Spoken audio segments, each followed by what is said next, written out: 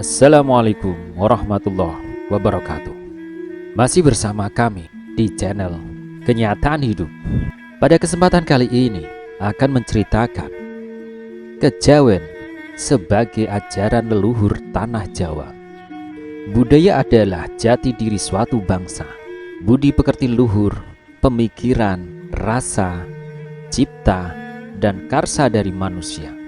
Sudah sepatutnya budaya sebagai jati diri digali, dilestarikan, dan diajarkan, bukan malah ditolak mentah-mentah dan dianggap tak berharga.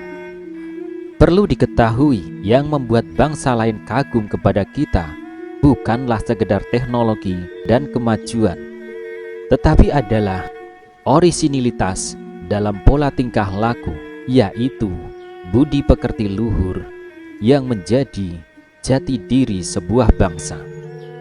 Kejawen adalah sebuah kepercayaan yang terutama dianut di Pulau Jawa oleh suku Jawa dan suku bangsa lainnya yang menetap di Jawa. Kejawen hakikatnya adalah suatu filsafat di mana keberadaannya ada sejak orang Jawa itu ada. Hal tersebut dapat dilihat dari ajarannya yang universal dan selalu melekat berdampingan dengan agama yang dianut pada zamannya. Kitab-kitab dan naskah kuno kejawen tidak menegaskan ajarannya sebagai sebuah agama. Meskipun memiliki laku, kejawen juga tidak dapat dilepaskan dari agama yang dianut, karena filsafat kejawen dilandaskan pada ajaran agama yang dianut oleh filsuf Jawa. Sejak dulu orang Jawa mengakui keesaan Tuhan, sehingga menjadi inti ajaran kejawen, yaitu mengarahkan insan sangkan paraning dumadi dan membentuk insan seia sekata dengan Tuhannya atau manunggaling kawulo lan Gusti. Dari kemanunggalan itu, ajaran kejawen memiliki misi sebagai berikut: memayu hayuning pribadi atau sebagai rahmat bagi diri pribadi, memayu hayuning kaluarga sebagai rahmat bagi keluarga, memayu hayuning sasama sebagai rahmat bagi sesama manusia, memayu hayuning bawono sebagai rahmat bagi alam semesta. Berbeda dengan kaum abangan, kaum kejawen relatif taat dengan agamanya, dengan menjauhi larangan agamanya dan melaksanakan perintah agamanya, namun tetap menjaga jati dirinya sebagai orang pribumi. Karena ajaran filsafat kejawen memang mendorong untuk taat terhadap Tuhannya. Jadi tidak mengherankan jika ada banyak aliran filsafat kejawen menurut agamanya yang dianut, seperti Islam kejawen, Hindu kejawen, Kristen kejawen, Buddha kejawen, kejawen kapitayan, dan tetap melaksanakan adat dan budayanya yang tidak bertentangan dengan agamanya. Kata kejawen berasal dari kata Jawa yang artinya dalam bahasa Indonesia adalah segala sesuatu yang berhubungan dengan adat dan kepercayaan Jawa. Penamaan kejawen bersifat umum, biasanya karena bahasa pengantar ibadahnya menggunakan bahasa Jawa. Dalam konteks umum, kejawen sebagai filsafat yang memiliki ajaran-ajaran tertentu, terutama dalam membangun tata krama. Kejawen sebagai agama itu dikembangkan oleh pemeluk agama kapitayan, jadi sangat tidak arif jika mengatasnamakan kejawen sebagai agama, di mana semua agama yang dianut oleh orang Jawa memiliki sifat-sifat kejawaan yang kental. Kejawen dalam opini umum berisikan tentang seni, budaya, tradisi, ritual, sikap, serta filosofi orang-orang Jawa. Kejawen juga memiliki arti spiritualitas suku Jawa, laku olah spiritual kejawen yang utama adalah poso atau berpuasa dan topo atau bertapa. Penganut ajaran kejawen biasanya tidak menganggap ajarannya sebagai agama dalam pengertian sebagai agama monoteistik seperti Islam atau Kristen, tetapi lebih melihatnya sebagai seperangkat cara pandang dan nilai-nilai yang dibarengi dengan sejumlah laku. Ajaran kejawen biasanya tidak terpaku pada aturan yang ketat dan menekankan pada konsep keseimbangan. Penganut kejawen hampir tidak pernah mengadakan kegiatan perluasan ajaran, tetapi melakukan pembinaan secara rutin. Simbol-simbol laku berupa perangkat adat asli Jawa seperti keris, wayang, pembacaan mantra, penggunaan bunga-bunga tertentu yang memiliki arti simbol, dan sebagainya.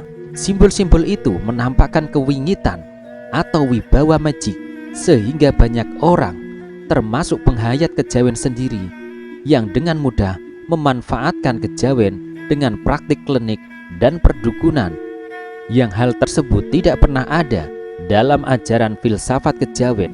Ajaran-ajaran kejawen bervariasi, dan sejumlah aliran dapat mengadopsi ajaran agama pendatang, baik Hindu, Buddha, Islam, maupun Kristen. Gejala sinkretisme ini sendiri dipandang bukan suatu yang aneh, karena dianggap memperkaya cara pandang terhadap tantangan perubahan zaman. Sultan Agung Mataram dianggap sebagai filsuf peletak pondasi kejawen Muslim yang kemudian sangat mempengaruhi upacara-upacara penting, terutama yang paling nampak adalah penanggalan dalam menentukan hari-hari penting. Hari-hari penting kejawen tidak lepas dari kelahiran, pernikahan, mangkat atau kematian. Yang ketiganya adalah kehidupan dalam tradisi Jawa. Orang-orang Jawa akan mendapatkan nama pada ketiga peristiwa tersebut, yaitu nama saat kelahiran, nama saat pernikahan, nama saat mangkat, atau nama kematian dengan menambahkan bin atau binti, nama orang tua di belakang nama kelahiran. Semua hari-hari penting itu ditetapkan sesuai kalender Jawa yang memiliki primbon sebagai aturan-aturan dalam menentukan hari penting dan tata caranya. Berikut ini adalah hari-hari penting dalam kejawen. 1. Suronan atau Tahun Baru Suro. Kedua, Sepasaran atau upacara kelahiran dan akikoh bagi Muslim. Ketiga, Mantenan atau pernikahan dengan segala upacaranya. Keempat, Mangkat atau upacara kematian, yaitu mengirim doa atau kenduri, wirid atau ngaji 7 hari, 40 hari, 100 hari, 1000 hari, dan 3000 hari. Megeng poso biasanya terjadi pada tanggal 28 dan 29 bulan Ruah, yang digunakan untuk mengirim doa kepada yang telah mangkat atau meninggal terlebih dahulu. Juga waktu munjung atau mengirim makanan lengkap nasi dan lauknya kepada orang yang dituakan dalam keluarga untuk mengikat silaturahmi. Keenam, Megeng Sawal tanggal 29 dan 30 bulan Poso, yang digunakan untuk mengirim doa kepada yang telah mangkat terlebih dahulu. Juga waktu munjung mengirim makanan lengkap nasi dan lauk kepada orang yang dituakan dalam keluarga untuk mengikat silaturahmi bagi yang tidak ada kesempatan pada Megeng Poso. Karena filsafat kejawen juga beragama, hari besar agama juga merupakan hari penting kejawen. Berikut ini adalah beberapa hari penting tambahan untuk kejawen Muslim. 1. Hari Raya Idul Fitri. Kedua, Hari Raya Idul Adha. Ketiga, Hari Jumat. Keempat, Muludan atau Maulid Kanjeng Nabi Muhammad SAW. Kelima, Sekaten. Para penganut kejawen sangat menyukai berpuasa dalam ajaran Islam karena dianggap sama dengan ajaran leluhurnya, selain juga tafakur yang dianggap sama dengan bertapa. Jenis-jenis puasa dalam ajaran kejawen. Pertama, puasa weton, puasa pada hari kelahiran sesuai dengan penanggalan Jawa. Kedua, puasa sakeman atau puasa pada hari Senin dan Kamis. Ketiga, puasa wulan atau puasa pada setiap tanggal 13, 14, dan 15 setiap bulan kalender Jawa. Keempat, puasa Daud, puasa selang-seling, sehari puasa sehari tidak. Kelima, puasa Ruah, puasa pada hari-hari bulan Ruah atau bulan Arwah. Keenam, puasa Sawal, puasa 6 hari pada bulan Sawal kecuali tanggal 1 Sawal. Selanjutnya, puasa Apit Kayu, puasa 10 hari pertama pada bulan ke-12 kalender Jawa. Puasa Suro, puasa pada tanggal 9 dan 10 bulan Suro. Selain puasa di atas, kejawen juga memiliki puasa biasanya untuk menggambarkan kezuhudan atau kesungguhan dalam mencapai keinginan. Jenis-jenis puasa tersebut adalah sebagai berikut. Pertama, puasa mutih.